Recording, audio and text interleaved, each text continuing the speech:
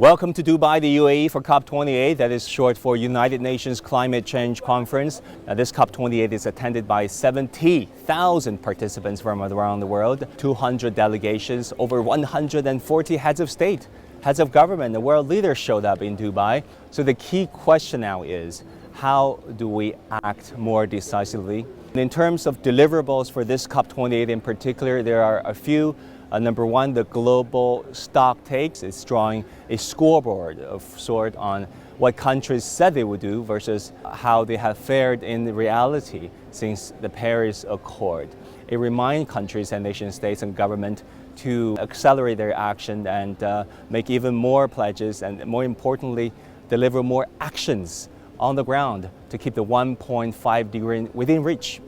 So the initial conclusion from this global stocktake is that if we act as we do now, the globe will be warming by about 2.6 degrees Celsius above pre-industrial levels. That is way above the 1.5 degree target set out in Paris.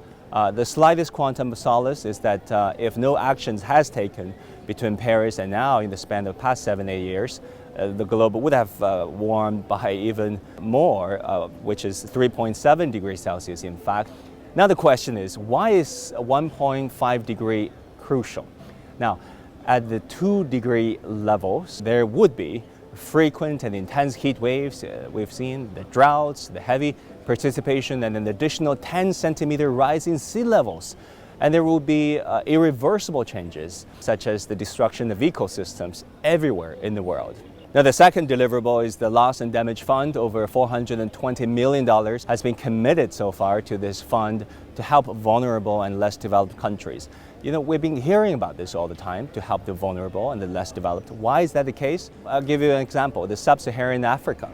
They experienced 1/3 of the world's droughts and is particularly vulnerable to rising temperatures and droughts because these countries depend heavily on agriculture. And as we all know, agriculture needs rain, a lot of it.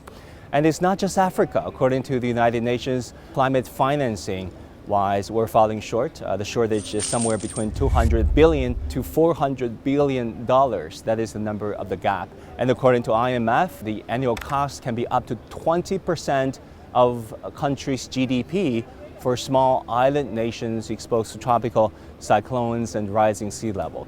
And if you look at the IMF report, lower income countries, which are represented in this picture in orange, they're at greater risk of suffering from a changing climate, but they're less capable to defend themselves should disasters hit. CGTN has dedicated a lot of airtime and digital space to telling the stories of the developing countries, from the vulnerable communities and from individuals in the global south who didn't contribute to the largest share of a warming climate, but they have been suffering the biggest consequences. We caught up with some of the representatives from the global south during COP28. Let's listen to what they had to say. I would like to see that Loss and Damage Fund see some light of operationalization and commitment of funds. We do understand that there is an ambitious goal to realize and address all the climate mitigation, but it's a promising start. Los pobres, los países menos desarrollados son los que sufren las consecuencias de estas crisis que nos está generando el capitalismo. And we continue to need significant funds for adaptation for countries that simply will not be met unless there's a different approach to how we address both the capitalization. Small island developing states like the Cook Islands did not create this climate disaster.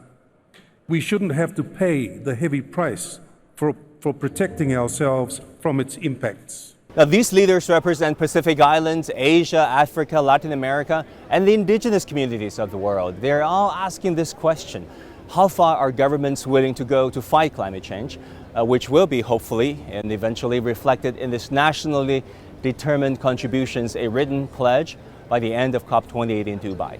Now, another thing to watch is non-state actors and corporations, businesses, for example, and their pledges. Cutting methane is considered by many as the quickest way to mitigate the impacts of climate change, and corporations and big businesses are at the center of this all. Methane is more than 80 times more powerful pound for pound than carbon dioxide.